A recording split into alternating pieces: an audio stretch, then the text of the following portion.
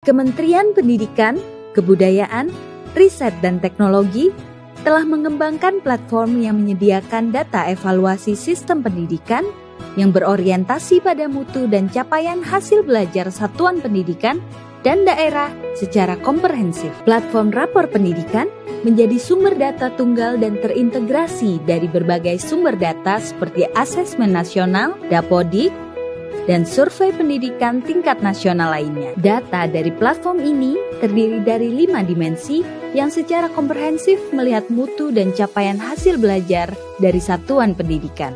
Data yang terdapat di rapor pendidikan menjadi dasar analisis kondisi, perencanaan, serta tindak lanjut peningkatan kualitas pendidikan di satuan pendidikan dan daerah. Selain itu, data ini dapat digunakan sebagai dasar untuk menyusun aksi dalam rangka perbaikan pelayanan pendidikan seperti digunakan.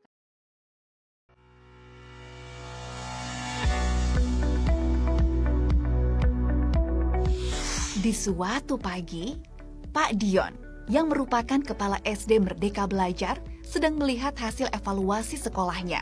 Dari hasil evaluasi menunjukkan bahwa kemampuan numerasi sekolahnya belum mencapai batas kompetensi minimum. Ia pun mulai berpikir berbagai cara untuk memperbaiki capaian numerasi di sekolahnya. Pada waktu yang bersamaan, Budian memiliki kekhawatiran yang berbeda sebagai kepala SMP Gotong Royong. Data evaluasi yang ia dapatkan menunjukkan bahwa sekolah tempat ia mengabdi memiliki masalah dengan iklim keamanan. Perundungan merupakan salah satu isu penting yang perlu diatasi segera. Di sisi lain, Bu Sari, Kepala SMA Indonesia Maju, sedang melihat hasil asesmen nasional yang menunjukkan capaian asesmen kompetensi minimum sekolahnya sangat baik. Namun, pada bagian survei karakter, sekolahnya memiliki hasil capaian yang masih kurang baik. Pak Dion, Budian, dan Bu Sari dengan para guru mulai membuka platform rapor pendidikan. Mereka merefleksikan capaian sekolahnya lalu menganalisis faktor-faktor yang mempengaruhi hasil tersebut. Hasil analisis tersebut menjadi dasar mereka menyusun program dan kegiatan melalui perencanaan berbasis data. Perencanaan berbasis data merupakan program Kemendikbudristek yang mendorong perbaikan kualitas pendidikan lebih terarah dan efektif. Dari hasil analisis, Pak Dion menemukan bahwa faktor yang mempengaruhi hasil kemampuan numerasi di sekolahnya adalah karena metode belajar yang kurang interaktif. Pak Dion dan para guru pun merencanakan untuk lebih melibatkan murid-murid untuk mendukung proses belajar mengajar di sekolahnya. Hal yang serupa terjadi pada Budian dan para guru di SMP Gotong Royong. Mereka menemukan bahwa masalah perundungan di sekolahnya terjadi karena berawal dari ejekan antar murid. Mereka pun merencanakan untuk mengadakan kegiatan diskusi rutin yang interaktif dan menarik bagi para murid tentang perundungan dan meningkatkan kualitas layanan bimbingan konseling.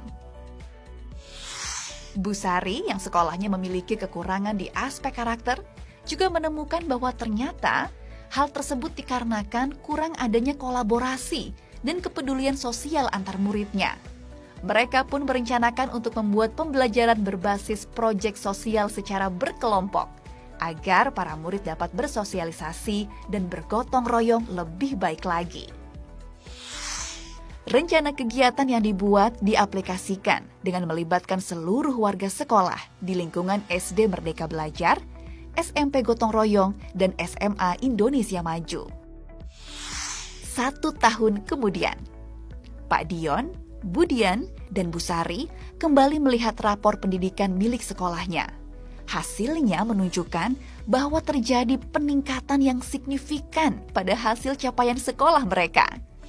Pak Dion, Budian, dan Bu Sari merasa sangat senang dan merasakan manfaat dari rapor pendidikan.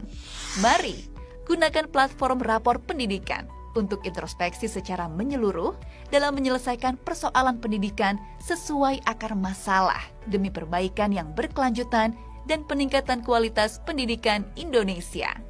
Rapor pendidikan, identifikasi, refleksi, benahi.